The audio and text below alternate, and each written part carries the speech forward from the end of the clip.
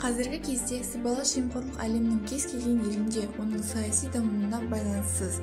Оның ішінде Қазақстанда да әлеуметтік құбылыс ретінде өмірін жалғастырып келеді. Ол тек ауқымдылығымен ғана ерекшеленеді. Сыбайлас жемқорлық әлеуметтік экономикалық даму үдерісін, нарықтық экономиканың құрылуын, инвестициялар тарту процесін тежейді. Демократиялық мемлекеттің саяси және қоғамдық институттарына кері әсерін тигізеді. Елдің болашақ дамуына елеулі қауіп төндіреді.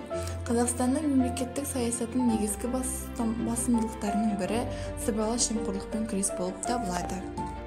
Адамзатқа ертеден таныс сыбайлас жемқорлық заманмен бірге өсіп өркендеп, небір тегеурінді қарсылықтарға төтеп беріп, қайда мол қаражат пайда болса, сол жерге тамыр жайып, бүгінге дейін жойылмай отырған қауіптің бірі.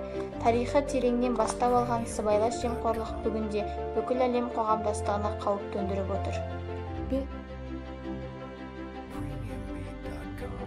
Бұрынғы өткен ата-бабаларымыз әділдік пен турашылдықты ту еткен. Ал бүгінгі күні еліміздегі басты мәселелердің бірі сыбайлас жемқорлықпен күресу болып отыр. Сыбайлас жемқорлық дегеніміз пара беру, пара алу, заңды құқықтарды бұзу. Бұл мемлекеттің дамуы мен өскелең ұрпақтың болашағына балта шабары сөзсіз. Сол себепті сыбайлас жемқорлыққа жол жоқ.